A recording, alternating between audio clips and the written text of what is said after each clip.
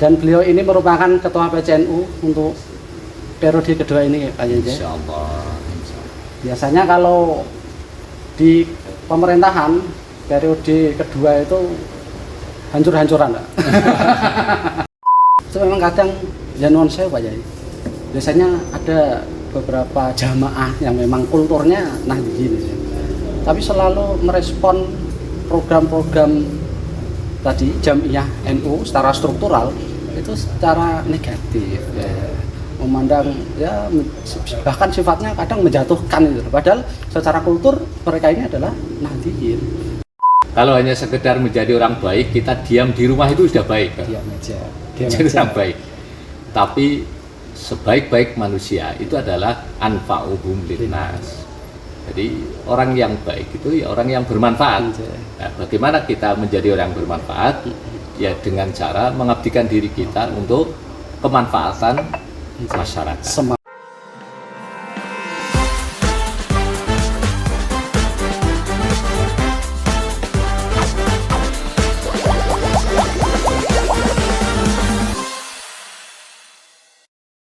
Assalamualaikum warahmatullahi wabarakatuh. Amin. Selamat sore menjelang malam pemirsa podcast WAC Wong Ansor Juwono. Setelah 3 tahun Lebaran dan 3 tahun puasa, kita tidak mengudara. Sore kali ini kita kembali hadir dan kedatangan tamu spesial kita jauh-jauh dari Winong, Pak Yai dari Winong, yang di tengah kesibukan beliau ini masih mau terjun membersamai teman-teman Ansor Juwana. Matur suwun rawuhipun Pak Yai. Sami-sami. Sugeng sonten, sugeng rawuh teng Juwana. Nah, ini sebenarnya atas dasar kegabutan teman-teman Ansor Juwana. Tapi kegabutan kali ini pasti mendatangkan banyak keberkahan karena Amin. tamu spesial kita. Gitu ya Pak Yai. Amin. Alhamdulillah. Ini tamu spesial kita adalah Ketua PCNU Kabupaten Pati, Bapak Kiai Haji Yusuf Hasyim MSI. Nah, dan beliau ini merupakan Ketua PCNU untuk periode kedua ini Pak Yai. Insyaallah. Biasanya kalau di pemerintahan periode kedua itu hancur-hancuran Pak. Tapi kalau di NU sebaliknya, periode kedua itu biasanya malah lebih ngegas, lebih kenceng lagi ya Pak Yai. Nah ini Pak Yai Yusuf Hasyim ini tepat kita hadirkan dan beliau kersa rawuh matur suwun sangat Pak Yai Yusuf Hasyim di tengah-tengah sibukan panjenengan. Yang ingin sebenarnya Pak Yusuf Hasyim untuk yang periode tahun 2024 sampai 2029 ini tadi disampaikan bahwa ini harus lebih ngegas lagi. Terlihat keinginan ngegas dari Pak Kiai, dari pengurus lembaga yang berjumlah 17 lembaga NU. Kemarin juga baru dilantik dan banyak sekali wajah-wajah muka-muka baru yang siap berkhidmah di PCNU Kabupaten Pati. Nah, ada 444 anggota personil SDM yang siap untuk memberikan tenaga pikirannya, waktunya untuk NU Kabupaten Pati. Semoga ini juga dari 444 itu bisa memberikan keberkahan, memanfaatkan kepada masyarakat Pati. Amin. Nah, dari banyaknya personel SDM itu bagaimana strategi Pak Kiai Yusuf Hasyim untuk menggerakkan 17 lembaga, 444 personel dari lembaga yang ada di PCN itu Pak? Terima kasih. Saya merasa tersanjung ya, diundang di sini karena ini kan spesial, podcast spesial yang luar biasa dari kader-kader muda Ansor. Jadi ini saya sampaikan selamat dan mudah-mudahan ke depan lebih istiqomah lagi. Berat Pak Yai? Iya, cuma memang istiqomah itu sesuatu yang luar biasa dan sesuatu yang menjadi power untuk perjalanan jamiah juga. Kalau tidak ada yang mau mengistiqomai, mendawamkan sesuatu yang sudah bagus menjadi lebih bagus lagi ya. Nah, maka dari itu ini saya kira penting bagi kader-kader Ansor, Ibnu dan juga seluruh terutama jajaran di Nahdlatul Ulama juga untuk tetap istiqomah, karena istiqomah itu menjadi satu bagian dari nilai-nilai dasar Nahdlatul Ulama. Selain nilai-nilai dasar ada tasamuh, tawasud, itu juga ada istiqomah. Kenapa? Karena ini penting dijalankan di sebuah organisasi. Nah, terkait dengan kepengurusan Nahdlatul Ulama, alhamdulillah ini 5 tahun kita mencoba untuk bersama-sama bagaimana agar membangun masyarakat Pati, karena masyarakat Pati itu kan mayoritas Muslim dan dari mayoritas Muslim itu adalah warga Nahdlatul Ulama. Sehingga kalau kita petakan warga miskin di Kabupaten Pati juga warga NU. Betul. Ya, jadi problematika yang dihadapi oleh Pemda Pati itu juga problematika yang dihadapi oleh Nahdlatul Ulama.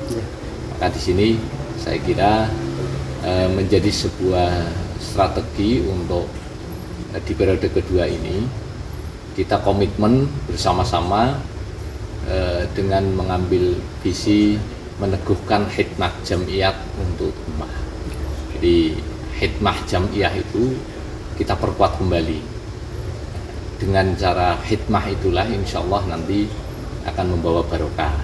Karena kalau kita di jamiyah itu tidak kuat khidmat kita, ya sulit untuk istiqomah. Sulit untuk istiqomah. Jadi salah satu untuk agar kita bisa istiqomah terus dalam pelayanan terhadap umat itu adalah dengan memperkuat khidmat kita. Nah, khidmat itu artinya kita berkomitmen bersama untuk menjadi khodim, menjadi pelayan bagi umat. Nah, kalau kita sudah muncul ada jiwa sebagai pelayan umat, khotimul ummah, maka insya Allah akan muncul khidmah. Nah, kalau sudah ada khidmah kita kuat, disitulah nanti ada nilai-nilai istiqomah. Jadi istiqomah itu kan bagaimana melanggengkan sesuatu yang baik untuk terus menerus menjadi lebih baik lagi. Jadi itu sebetulnya strateginya kita awali dari membangun visi bersama. Dari 17 lembaga kita upayakan SDM kita yang begitu banyaknya di Nahdlatul Ulama harus kaderisasi itu harus berjalan dengan beriringan. Maka mungkin di periode kedua ini lebih banyak kader-kader muda, pasca Ansor lah, pasca Ansor. Dari ada yang masih aktif senior Ansor. Nah, itu sudah kita mulai rekrut di lembaga. Karena apa? Karena di situ nanti kaderisasi harus berjalan. Itu salah satu kunci agar Nahdlatul Ulama ini terus berkelanjutan harus ada kaderisasi. Biar tidak mandek betul. Ini penting.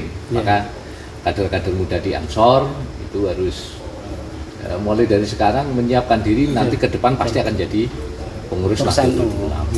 Kalau tidak disiapkan nanti kaget. Bisa muncul kultur shock. Oh ternyata di Ansor dengan di NU itu kulturnya beda. Padahal kan satu rumah. Sudah satu rumah itu artinya harus sudah memahami ya. Ansor, Fatayat, Ibnu, PPNU semua. Nah disinilah maka kita perlu membiasakan tradisi yang mungkin tidak biasa di NU. Karena di NU itu seringkali mungkin kita masih berpandangan bahwa NU yondeso, NU itu kolot, konservatif, ya, pinggiran dan sebagainya yang terkesan sesuatu itu lambat. Nah, itu harus kita rubah dengan cara apa? Dengan membangun komitmen bersama bahwa NU itu sekarang itu modern. NU juga bisa selalu dalam mengikuti perubahan zaman dan waktu. sesuai kaidah al-muhafadzatu 'ala qadri shalah. Betul. Saya kira ini penting dibangun oleh teman-teman kita di Nahdlatul Ulama. Berarti visi besar NU itu juga harus dijalankan seluruh anggota gitu ya Pak ya. Iya. Jadi antara jamiah dan jamaah ini penting.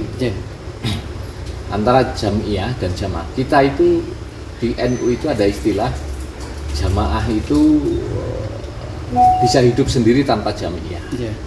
Artinya jamaah yang ada di Nahdlatul Ulama ini kan banyak sekali, ada jamaah yasinan, jamaah tahlilan, jamaah sholawatan, jamaah udahan dan sebagainya. Itu bisa hidup sendiri walaupun tidak ada pengurus jamiahnya. Strukturnya, struktur NU-nya tidak ada lah ibaratnya. Itu bisa hidup. Tetapi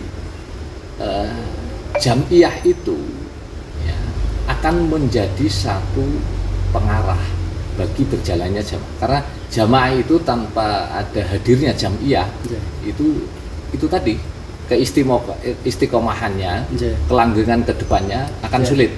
Karena jamaah itu kan kumpulan. Hanya sekedar kumpulan aja. Sing seneng yasinan, seneng tahlilan. Manakipan. Nek pas lagi seneng. Nek pas wis ora seneng, dia mungkin akan meninggalkan jamaah itu. Itu jamaah. Tapi kalau hadir menjadi jamiah, ya ini dijamiahkan. Jamaah itu dikelola dengan baik oleh jamiah. Sinergi antara jamaah dan jamiah ini yang insya Allah itu akan menjadi sesuatu yang bisa berkesinambungan terus. Betul. Itu kekuatan tersendiri, kekuatan yang luar biasa, menjadi bermanfaat di masyarakat sekitar. Jadi hadir jamiah harus hadir di tengah-tengah jamaah, dan jamaah nanti akan bisa mengikuti program-program jamiah. Tapi memang realitas di tengah-tengah masyarakat antara jamaah dan jamiah itu Pak Yai, itu memang kadang nuwun sewu Pak Yai, biasanya ada beberapa jamaah yang memang kulturnya Nahdliyin, tapi selalu merespon program-program tadi jamiah NU secara struktural itu secara negatif, memandang bahkan sifatnya kadang menjatuhkan gitu. Padahal secara kultur mereka ini adalah Nahdliyin. Ini saya kira jamaah tadi PR bagi jamiah ini dari jamaah. Menurut saya PR jamiah. Saya memahami betul. Jadi pertanyaan itu akan kembali dipertanyakan oleh jamaah. Kalau saya ikut NU itu apa sih dapat dari NU? Manfaat yang kita dapatkan mengikuti jamiah itu apa? Terus pertanyaan berikutnya lanjutnya. Selama ini jamiah itu ngurusi apa toh? Wong kita jamaah berjalan sendiri. Meskipun nggak ada jamiahnya. Iya. Nggak ada NU strukturalnya. Jalan sendiri. Jadi jamiah ini di mana? Itu berarti PR jamiahnya. Betul, jamiahnya belum bisa hadir ke jamaah. Maka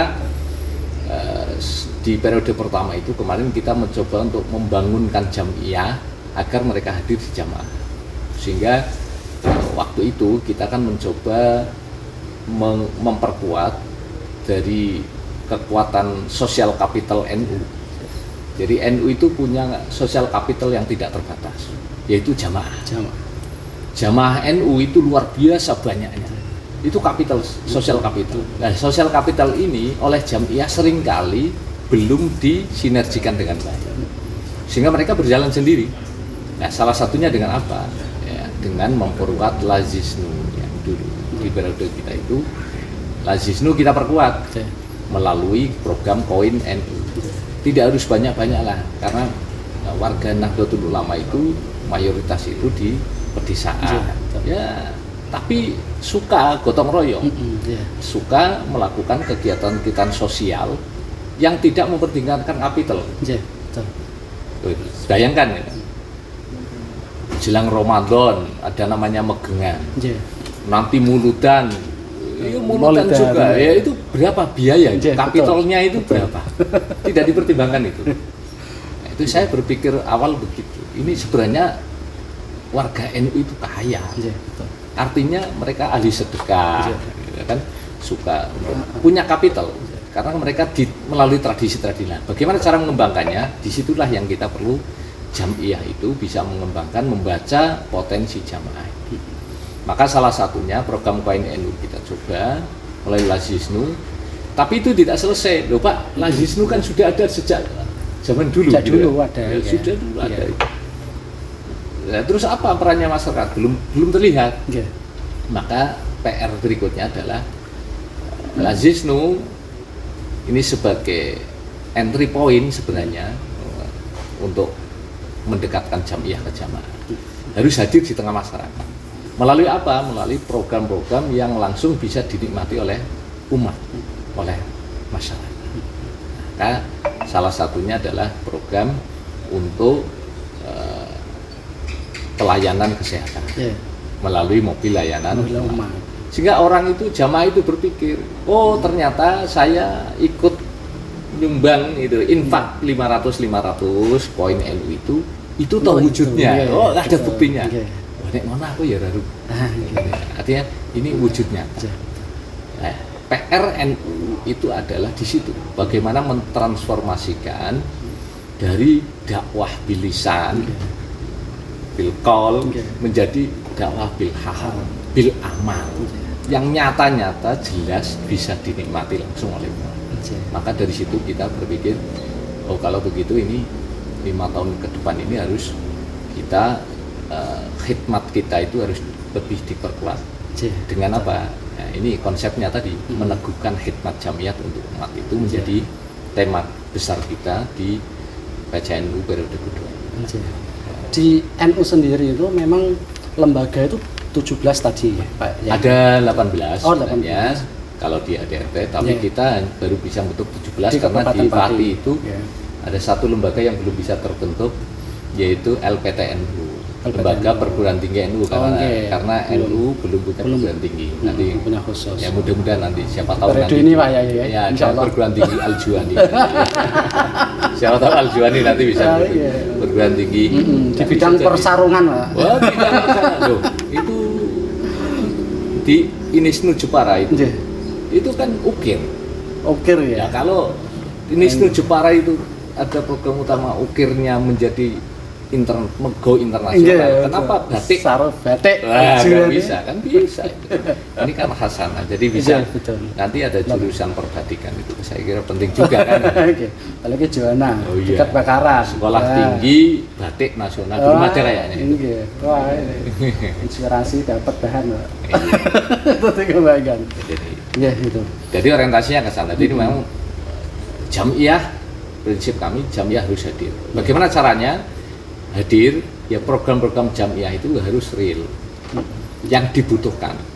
Maka kemarin ketika Muskercap, alhamdulillah kita tanggal 25 Desember kemarin kita mengadakan Muskercap dan pelantikan di MAPA itu, kita menyampaikan, merumuskan program Jam'iyah itu jangan dari angan-angan atau mimpi. Karena kalau dari angan-angan atau mimpi itu sulit kita akan mencapainya kecuali kita terbangun. Bangun dari tidur lah itu baru mimpi kan gitu. Maka merumuskannya apa? Dari kebutuhan. Jamaah itu butuh apa? Jadi ranting misalkan ya. Ranting Nahdlatul Ulama, ranting MWC, kemudian sampai ke tingkat cabang dan seluruh struktur Banom NU itu programnya ya gitu. Apa sih jamaah saya butuh apa? Umat itu butuh apa? Oh sekarang kalau ceramah pengajian itu sudah ibaratnya sampai banyak sekali di Nahdlatul Ulama gitu ya, udah biasa. Ini saya kira perlu ada pengajian-pengajian yang nyata. Jadi ngaji ekonomi, ngaji budaya, ngaji sosial, ngaji kesehatan, itu penting saya kira. Termasuk ngaji politik juga ngaji penting. politik, ya betul. Itu penting. Artinya menyiapkan kader-kader Nahdlatul Ulama ke depannya. Karena bagaimanapun ini ya Rijalul Ghad Subhanul Yaum.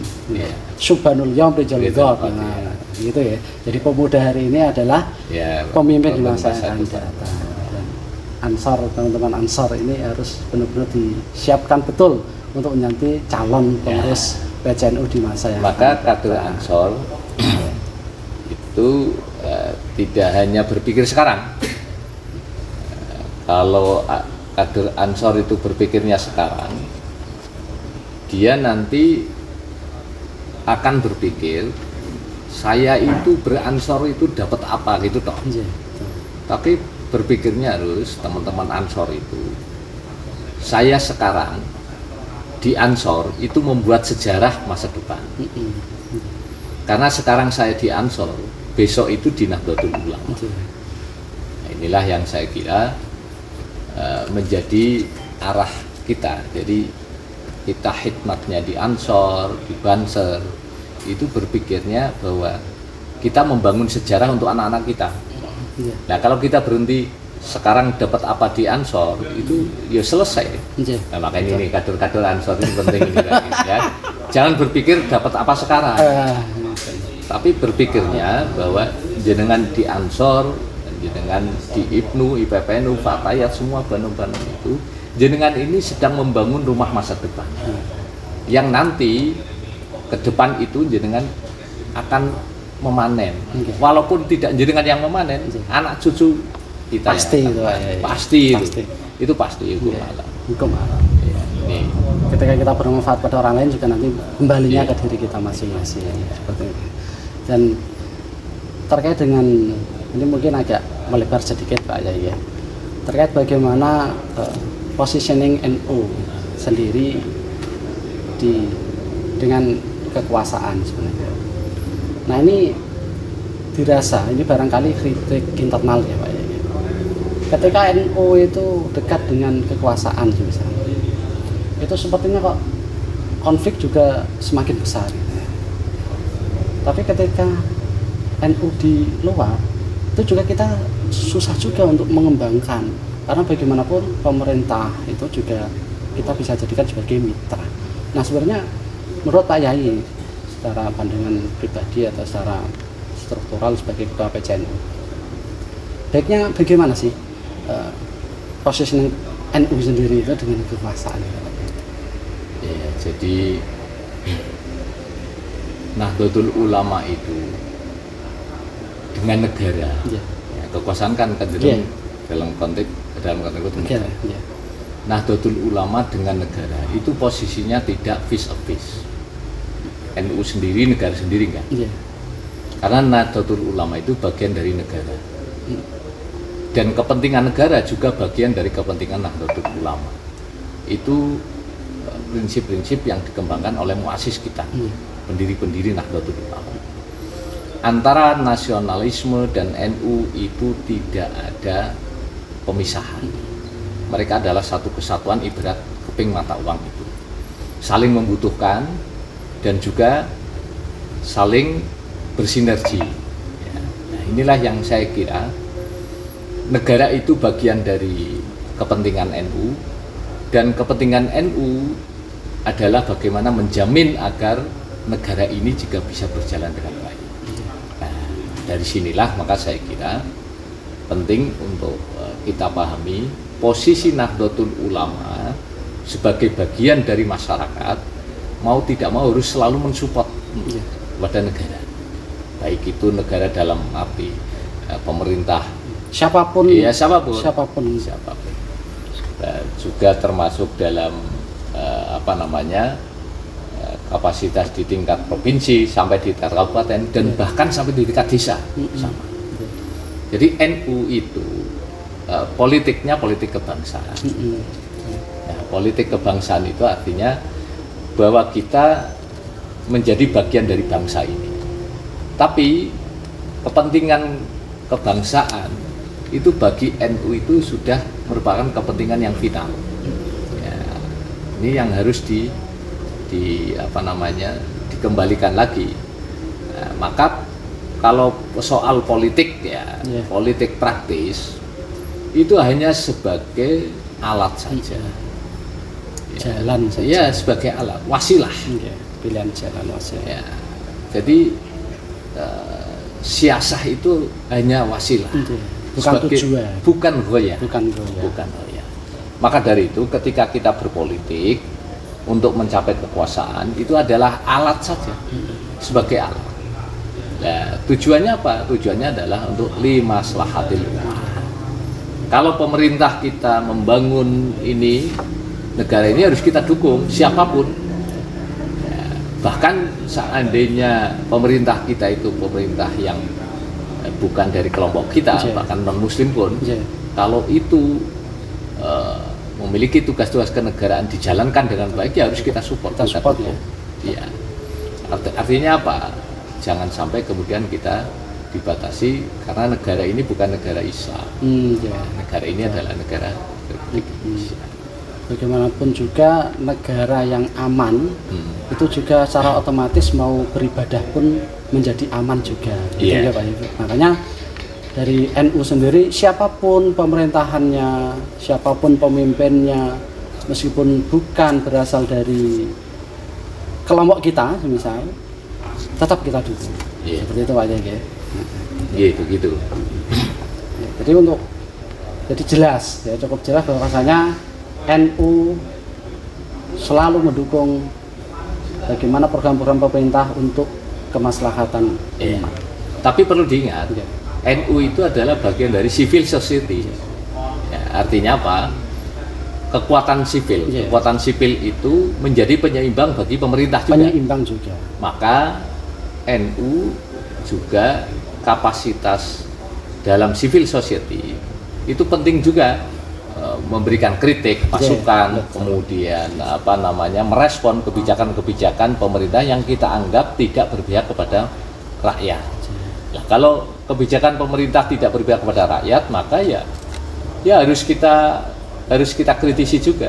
Kita harus berani menyampaikan juga. Nah, itu di satu sisi sinergi, yang dimaksud sinergi itu bukan berarti kita mengikuti taklid buta enggak dengan pemerintah. Ikut kebijakan, tapi kita juga menjadi satu penyeimbang, kekuatan penyeimbang dari negara sebagai civil society. Jadi cukup jelas posisi NU, tidak hanya selalu tadi yang disampaikan oleh Pak Yai, taklid buta, ikut semua kebijakan dari pemerintah, tapi juga ada kalanya kita menjadi penyeimbang, kita bisa memberikan saran masukan kepada pemerintah untuk kebaikan masyarakat secara luas. Seperti itu Pak Yai ya. Alhamdulillah kehadiran Pak Yai di sini sangat menggembirakan bagi kita semua di tengah kesibukan panjenengan Pak Yai Yusuf Hasim. Semoga panjenengan dan keluarga diberi kesehatan selalu. Amin ya Allah. Dan semoga kita juga tetap bisa mengikuti khidmah panjenengan. Tentunya dari keluarga juga ikhlas Pak Yusuf Hasim ini ngabdi lagi, khidmah lagi selama periode kedua ini sampai tahun 2029, dan itu tidak mudah karena bagaimanapun tenaga, waktu, pikiran juga banyak terkuras di situ. Ya, saya sebenarnya mengikuti dawuhnya Romo Kiai Haji Sahal Mahfud saja. Jadi kalau hanya sekedar menjadi orang baik, kita diam di rumah itu sudah baik. Diam aja. Jadi orang baik. Tapi sebaik-baik manusia itu adalah anfa'uhum linnas. Jadi orang yang baik itu ya orang yang bermanfaat. Nah, bagaimana kita menjadi orang yang bermanfaat? Ya dengan cara mengabdikan diri kita untuk kemanfaatan masyarakat. Semampu kita. Iya, semampu kita. Apapun, sekecil apapun yang kita lakukan. Meskipun kadang langkah kita juga dimaknai yang negatif juga. Gitu Pak ya. Tapi harus jangan kemudian mudah patah semangat. Jangan mutungan. Itu kalau saya sering ngomong ke kader-kader gitu. Ini kader-kader Ansor gitu. Kader Ansor itu jangan mudah putus asa. Baru sedikit-sedikit aja ada masalah. Ada masalah dikit, konflik dikit. Berat ya di NU ya. Kok sidik-sidik urunan ya. Urunan. Itu proses. Atau barangkali itu evaluasi yang kepengurusan kemarin juga Pak Yusuf. Sehingga banyak muncul. Betul, maka harus kita ada regenerasi juga itu. Ya ingat itu loh, Rasulullah itu sampai mengeluarkan uang pribadi, harta pribadi untuk kepentingan umat. Itu artinya ini kan belum seberapa kita. Belum seberapa berjuang. Belum pernah diludahi gitu ya Pak ya. Belum pernah diludahi, lempar batu. Maka jangan mudah mutungan. Baru dicibir sedikit saja, baru diomongi orang udah mutung, udah nggak mau beransor. Nah, ini yang penting saya kira mental kita, mental Rasulullah harus kuat lahir batin. Gitu. Itu yang saya kira menjadi penyemangat saya pribadi bahwa ini kalau dibandingkan dengan dakwah Rasul belum seberapa ini. Secuilnya belum ada. Sebutir dari lautan kalau baca surah-surah Nabawiyah ya. Nah, itu. Maka itu saya kira itu harus menjadi inspirasi bagi kader-kader Nahdlatul Ulama terutama yang di Ansor itu. Ya, demikian. Ya. Petuah-petuah dari Pak Yai Yusuf Hasyim, semoga itu bisa menginspirasi buat kita semua, khususnya kader-kader Ansor Juwana. Dan semangat beliau tanpa putus, tanpa lelah, beliau setiap waktu berkhidmah terbukti. Sore hari ini beliau mau hadir di acara podcast WAJ. Mudah-mudahan berkelanjutan. Alhamdulillah. Ya. Pokoknya kalau ada waktu luang, kapan pun saya siap.